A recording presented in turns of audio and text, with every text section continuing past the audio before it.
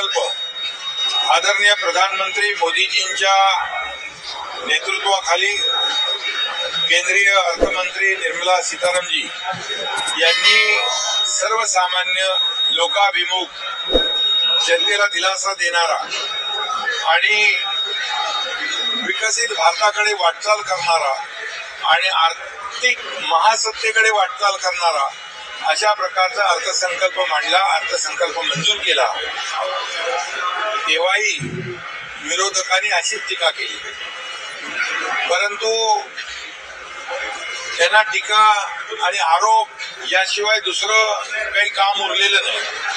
आणि म्हणून जसं केंद्राचा अर्थसंकल्प सर्वसामान्यांसाठी लोकाभिमुख आणि शाश्वत जनतेला दिलासा देणारा, मध्यमवर्गीय सर्वसामान्य कुटुंबियांना कराच्या ओझ्यातून बाहेर काढणारा, 12 लाखापर्यंतच्या उत्पन्नाला इन्कम टॅक्स फ्री करणारा, आणि मी त्याच्यामध्ये डिटेलमध्ये जात नाही, मी अगोदर बोललोय, आणि अशा अर्थसंकल्पावर देखील विरोधकांनी आरोप केला। आता मुंबई महापालिकेचा अर्थसंकल्प आज झाला। कुठली करवाढ, दरवाढ आणि भूदंड मुक्त अशा प्रकारचा अर्थसंकल्प आहे। कुठलाही करवाढ नाही, शुल्कवाढ नाही, दरवाढ नाही आणि कुठलाही भूदंड नाही अशा प्रकारचा लोकाभिमुख सर्वसामान्य मुंबईकरांना दिलासा देणारा हा अर्थसंकल्प आहे। 74,427 कोटीचा आहे आणि गेल्या वर्षापेक्षा हा 14.19% जास्त आहे, 9,000 कोटीने जास्त आहे। याचा अर्थ मुंबई वेगाने काम टाकते, मुंबई वेगाने विकसित होते। मला आठवत आहे की मी जेव्हा मुख्यमंत्री झालो तेव्हा मी आणि देवेंद्रजींनी आम्ही दोघांनी मुंबई महापालिका आयुक्तांना सूचना दिल्या की गेल्या अनेक वर्ष मुंबईकरांचा खड्ड्यातून होणारा प्रवास कधी बंद होणार, आणि तो बंद करण्याच्या सूचना दिल्यानंतर 2 फेजमध्ये, पहिला फेज दुसरा फेजमध्ये आम्ही अख्ख्या मुंबई शहरातले रस्ते कॉन्क्रिटीकरण करण्याचा निर्णय घेतला। आतापर्यंत दरवर्षी रिपेअर करायचे, त्या डांबरातून पांढऱ्यातून काळं हे करून जवळपास 3,000 कोटी आतापर्यंत फक्त रिपेअरवर खर्च केले। हे जनतेचा पैसा हा कुणाच्या घशात गेला, कुणाच्या खिशात गेला हे आपल्याला माहित आहे। आणि म्हणून आता पुढच्या दोन्ही फेज आपले सिमेंट कॉन्क्रीटच्या रस्त्यांचे सुरू आहे।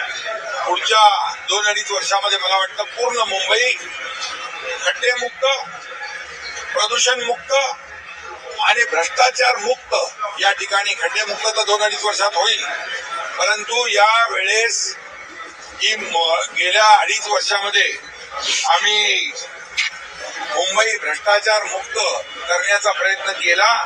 म्हणून खऱ्या अर्थाने विकास कामावर 43,000 कोटी रुपये आज खर्च होत आहे। पूर्वी कॅपिटल एक्सपेंडिचर हे 25% होतं, ते आता 58% आहे। म्हणजे विकास कामावर जादा खर्च करणारी ही मुंबई महापालिका एवढ्या मोठ्या प्रमाणात देशातली पहिली महापालिका आहे। आणि म्हणून हे बजेट जे आहे विद्यार्थी, चाकरमानी, गरीब, कष्टकरी, महिला, उद्योजक यांच्यासाठी दिलासा देणार आहे, सर्वसामान्यांना दिलासा देणार आहे। याच्यामध्ये आरोग्याची काळजी घेतली आहे, शिक्षणाची काळजी घेतली आहे, यामध्ये पर्यावरणाची काळजी घेतलेली आहे। त्यामुळे खऱ्या अर्थानं आता जेव्हा जसं आदरणीय प्रधानमंत्री मोदीजी मुंबईत म्हणाले होते की मुंबई आपली जी आहे ती देशाचं फिनटेक हब होईल, म्हणून ही ग्लोबल मुंबई आता देशाचं फिनटेक हब बनण्याच्या दृष्टीने वाटचाल करते। हे आपल्यासाठी खूप चांगलं आहे। आणि म्हणून यावेळेस उत्पन्नामध्ये 7,000 कोटींनी भर पडली। म्हणजे भ्रष्टाचार बंद झाला म्हणून उत्पन्नात 7,000 कोटीचा भर आणि खर्चामध्ये देखील वाढ झाली. आणि म्हणूनच जे लोक मुंबईला सोन्याची अंडी देणारी कोंबडी समजत होते, जे लोक यापूर्वी मुंबईला सोन्याची अंडी देणारी कोंबडी समजत होते, त्यांना आता कळलं की काय विकास होऊ शकतो, कसा विकास होऊ शकतो हे 2.5 वर्षामध्ये आम्ही दाखवून दिलेलं आहे. आणि म्हणून या 2.5 वर्षामध्ये तुम्ही बघा, या मुंबईचं खऱ्या अर्थाने मुंबईमध्ये रस्ते कॉन्क्रीटचे होत आहेत, मुंबईचं ब्युटिफिकेशन होत आहे. बाळासाहेब ठाकरे आपला दवाखाना आपण सुरू केलाय, कोस्टल हायवे सुरू केलाय.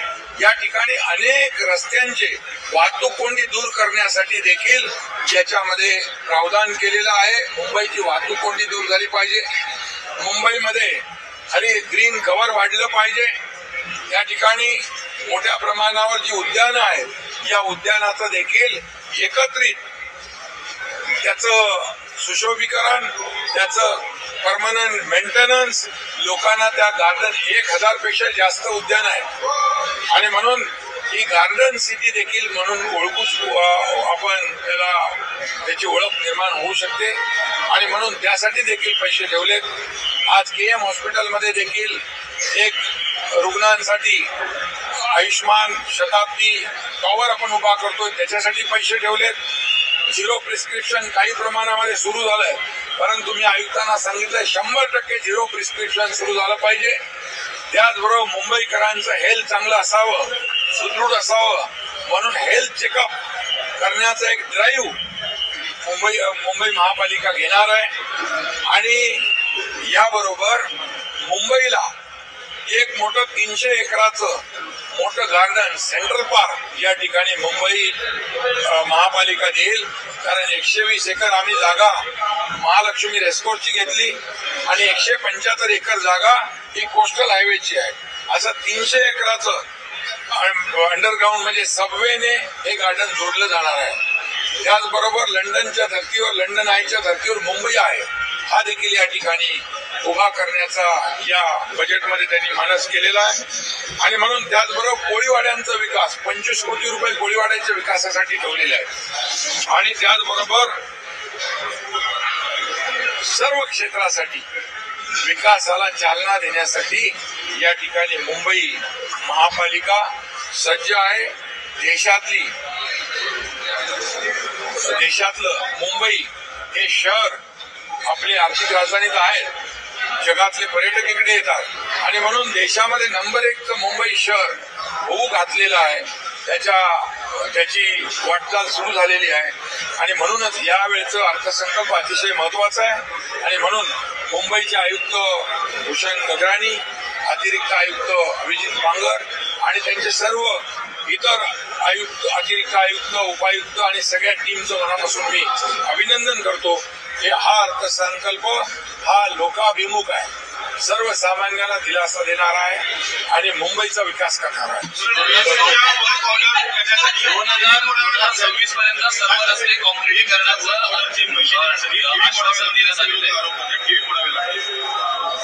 सर्व रस्ते जे आहेत, मी आताच सांगितलं की 2 फेजमध्ये आपण रस्ते करतोय. रस्त्यांची कामं युद्ध पातळीवर सुरू आहेत आणि पुढच्या मला वाटतं 2 वर्षामध्ये संपूर्ण मुंबई खड्डेमुक्त होईल.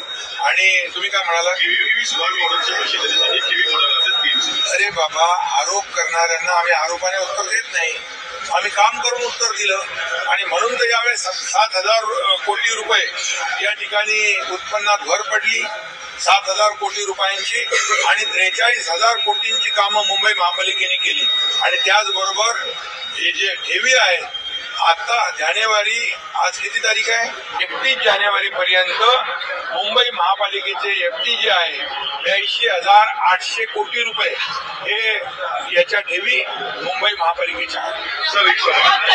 त्यामुळे सगळे आरोप जे आहेत हे खोटे आरोप आहेत आणि जे वस्तुस्थितीला धरून नाही आहे. इकडे विकास करताना खर्च वाढलेला आहे, कारण विकासावर पैसे आता खर्च होऊ लागले. पूर्वी विकासावर पैसे खर्च करत नव्हते, कशावर खर्च करत होते ते आपल्याला माहित आहे. आणि म्हणून आता तुमचा जो प्रश्न आहे हा आरोप आहे की ठेवी मोडल्या हे चुकीचं आहे. तुम्ही आयुक्तांना विचारून घ्या. आता 82,800 कोटी रुपये फिक्स डिपॉझिट मध्ये आहे.